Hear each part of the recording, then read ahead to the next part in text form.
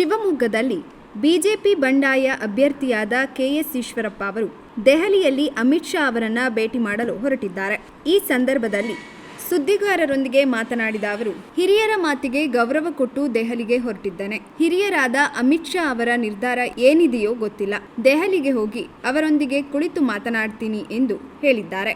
ನಮ್ಮ ರಾಷ್ಟ್ರೀಯ ನಾಯಕರು, ಈ ದೇಶದ ಹೆಮ್ಮೆಯ ಗೃಹ ಮಂತ್ರಿಗಳು, ಸರ್ದಾರ್ ಪಟೇಲ್ ಅವರ ನಂತರ ಉಕ್ಕಿನ ಮನುಷ್ಯ ಅಂತ ಪ್ರಖ್ಯಾತಿಯಾಗಿರೋಂಥ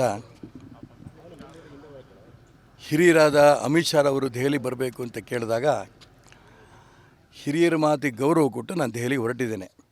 1:45 ಫ್ಲೈಟು. ಇಷ್ಟು ಮಧ್ಯೆ ನೀವು ಈಗಾಗಲೇ ಹಿಡ್ಕೊಂಡಿದ್ದೀರಿ.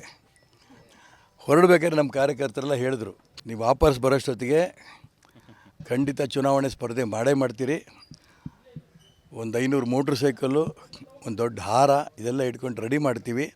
ಅಲ್ಲಿಂದನೇ ಚುನಾವಣಾ ಪ್ರಚಾರಕ್ಕೆ ನುಗ್ಗಬೇಕು ಅನ್ನೋಂಥ ಅಭಿಪ್ರಾಯ ನಮ್ಮೆಲ್ಲ ಕಾರ್ಯಕರ್ತರು ಹೇಳಿದ್ದಾರೆ.